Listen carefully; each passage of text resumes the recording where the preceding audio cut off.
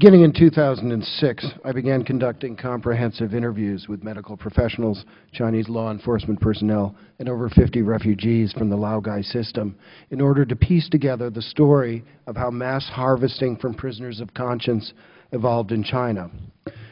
Based on my research, the practice began in Xinjiang in the 1990s. By 2001, the practice expanded nationwide, with Falun Gong providing a much larger and frequently anonymous pool of potential donors. My time today is very short. I, too, was skeptical when I began my investigation. Some of you may be today. So instead of offering my conclusions, I invite you to draw your own conclusions from my evidence, 12 witnesses, each of whom fills in a critical piece of the puzzle. Harry Wu's research shows that harvesting criminals began in the 1980s. By the early 1990s, it had become systemic, a practice involving organ donation consent forms, mobile organ harvesting vans at execution sites. These donors were criminals. Whether or not the criminals signed the forms under duress, they had been convicted of capital crimes under Chinese law. Now, my first witness, Nijat Abdureyimu, Special Officer, 1st Regiment, Urumqi Public Security Bureau, doesn't dispute that, but he does note that by 1994, the doctors doing the harvesting had become increasingly uninhibited. A fellow officer puzzled over the screams, like from hell, that he heard coming from a harvesting van. 2 years later, the prison's medical director confessed to Nijati that organ harvesting from living human beings, they would expire during the surgery, of course, was now routine. My second witness, Dr. Enver Tohti, general surgeon based in Urumqi Hospital, under his supervisor's firm direction, Enver performed a live surgical extraction of the man's livers and kidneys on an execution ground. This execution ground was commonly used for political prisoners. The man had long hair rather than a convict's shaved head. But there are no fully credible allegations of doctors harvesting political or religious prisoners until 1997, the year of the Gulja incident. My third witness, a nurse who worked in a Gulja hospital in 1997, describes the hospital being turned upside down, arrest of any doctor who dared to treat a Uyghur protester, the segregation of Uyghur medical staff, Chinese doctors administering slow-acting lethal injections to any Uyghur baby who had the misfortune of being born a second child. Finally, she describes 6 months after the Gulja incident, the case of a 21-year-old Uyghur protester harvested for his kidneys by a Chinese military hospital. This timing jibes with my fourth witness, a young doctor ordered to blood test prisoners in the political wing of an Urumqi prisoner on behalf of 6 highly placed party officials in search of healthy organs. The next 8 witnesses, and I'm going to skip their names for the brevity, come from different backgrounds, were held as prisoners in strikingly different facilities.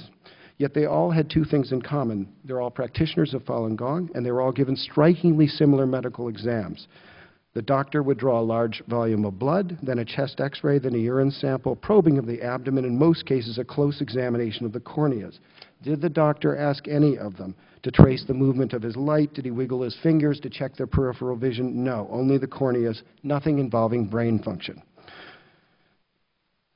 The doctors were checking the retail organs and nothing else. Now, I defy the Chinese authorities to furnish a plausible explanation for such tests, or why these tests were given to thousands of Falun Gong men and women, particularly women, often matched with an individual guard to prevent any disruption.